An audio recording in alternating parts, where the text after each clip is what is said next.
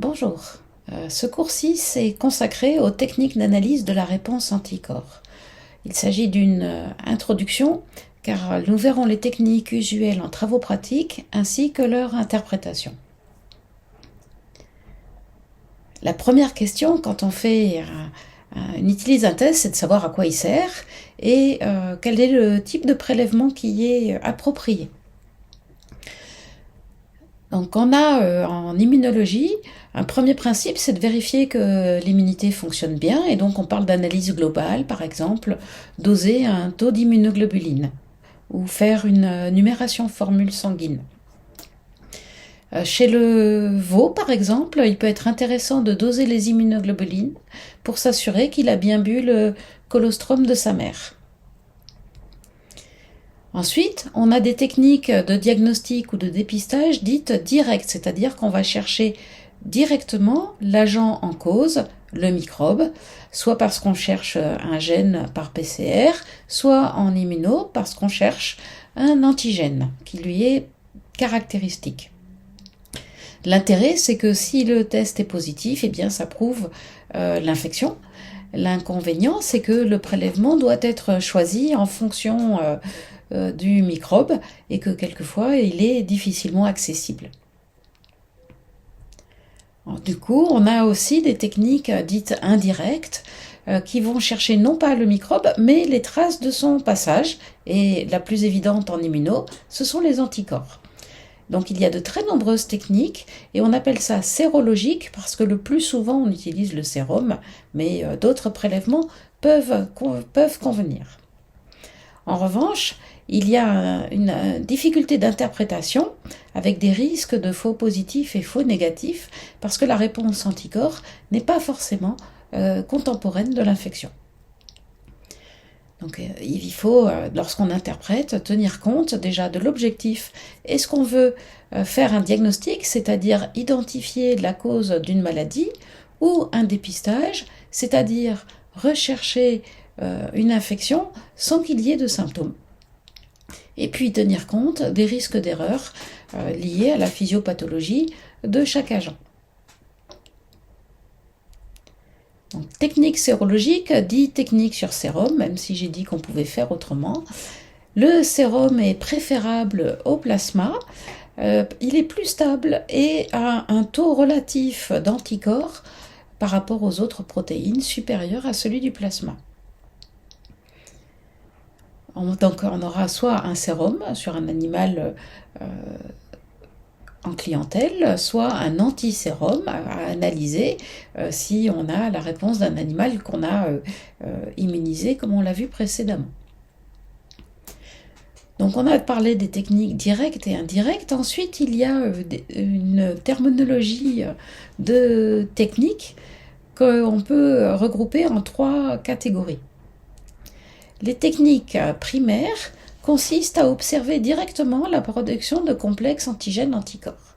Donc ce sont les techniques, pour certaines très anciennes, de plus d'un siècle, donc avec les défauts, qu'elles sont souvent peu sensibles, il faut avoir beaucoup d'anticorps pour qu'on puisse les voir à l'œil nu, ou utiliser des appareils extrêmement performants pour voir des complexes à l'échelle moléculaire.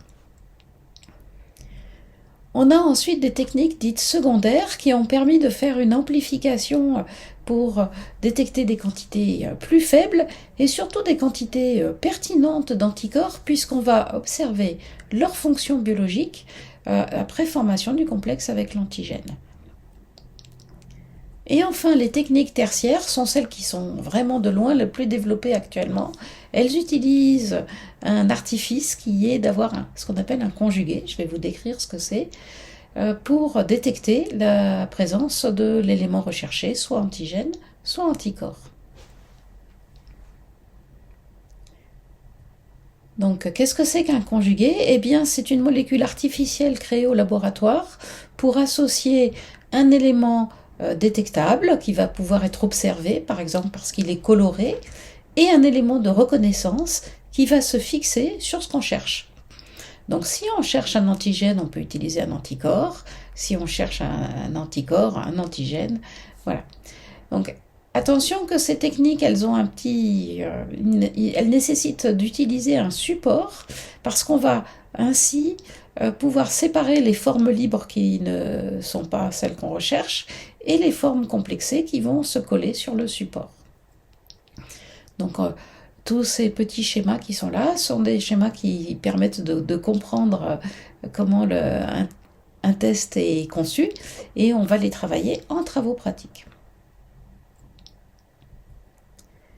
Alors les conjugués, il y en a plein de sortes pour adapter à plein de techniques différentes. Vous avez certainement entendu parler de la technique ELISA, Enzyme Linked Immunosorbent Assay, où là, le conjugué, en l'occurrence un anticorps qu'on a utilisé qui va chercher dans le prélèvement ce qui est potentiellement présent, est couplé à une enzyme.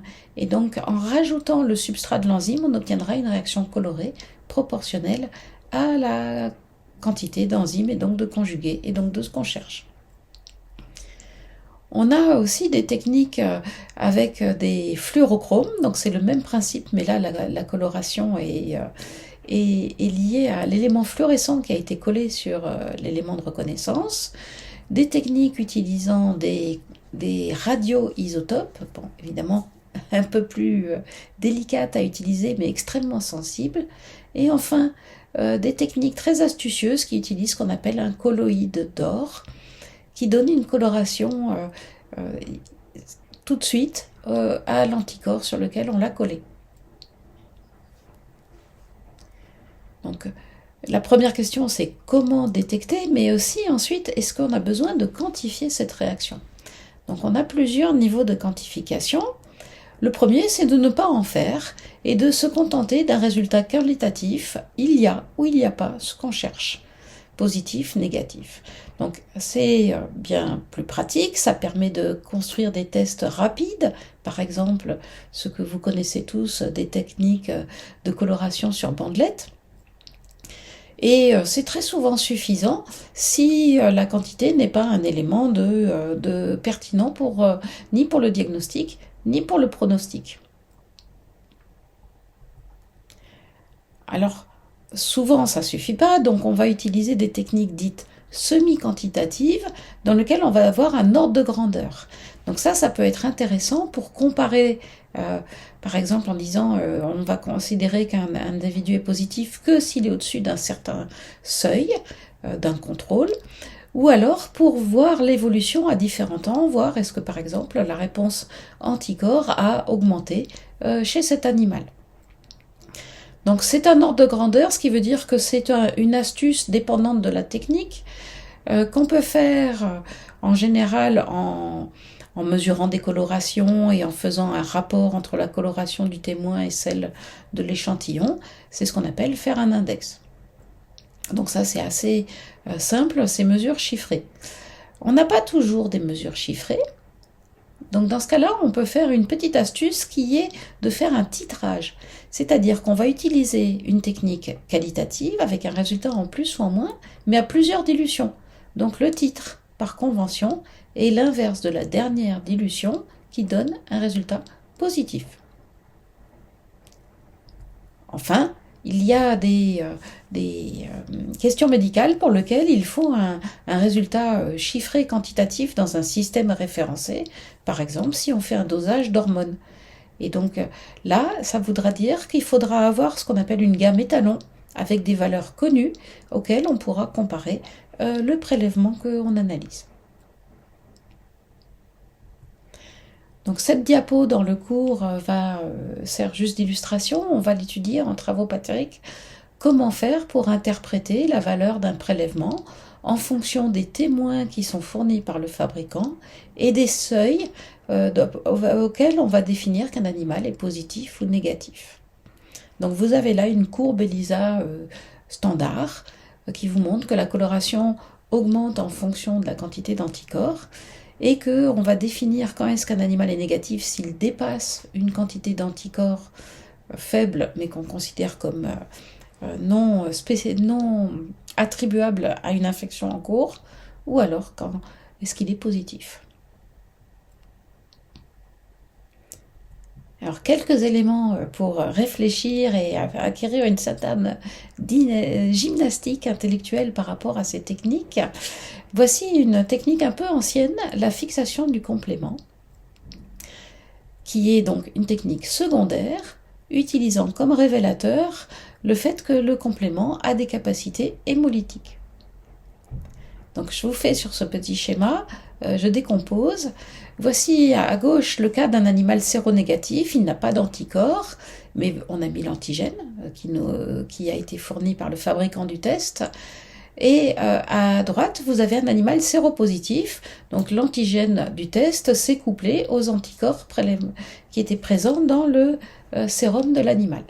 Donc on appelle ça le couple antigénique. Si on ajoute du complément, eh bien ce complément qui provient d'un animal producteur, ça a été purifié par le laboratoire, eh bien le complément va, dans le cas d'un animal séropositif, être complètement utilisé au contact des complexes antigènes-anticorps, et il n'y en aura plus pour détruire un couple hémolytique. Chez l'animal séronégatif, le complément n'a pas agi parce qu'il n'y avait pas d'anticorps pour le faire réagir, et donc il est entièrement disponible pour détruire ce qu'on appelle le couple hémolytique, à savoir un mélange d'hématies et d'anticorps anti-hématies qui est fourni par le fabricant.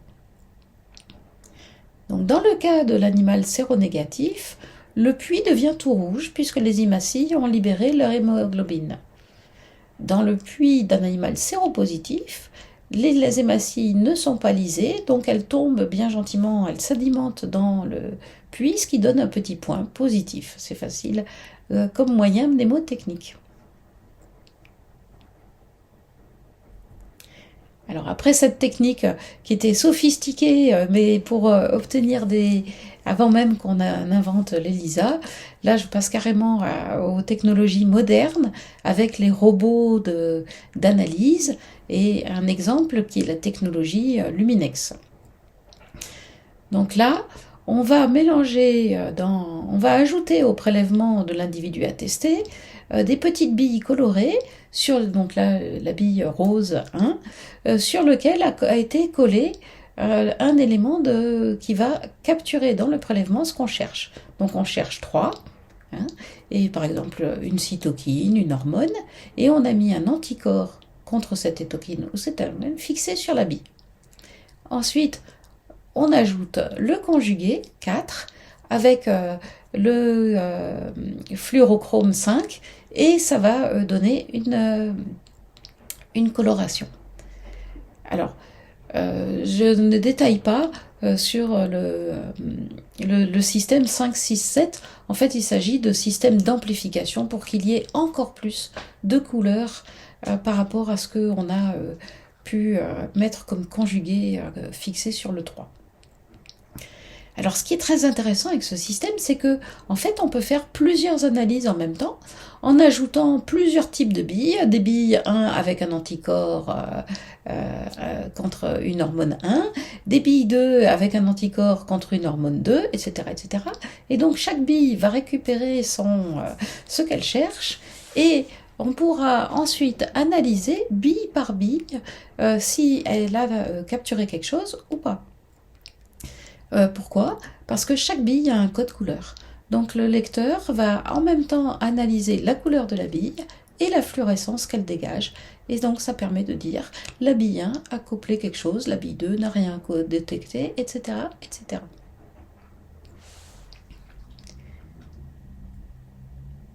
Alors, il y a un petit souci en médecine vétérinaire, c'est qu'on a plein d'espèces pour lesquelles on veut faire des diagnostics, et donc il faut avoir des conjugués qui sont adaptés.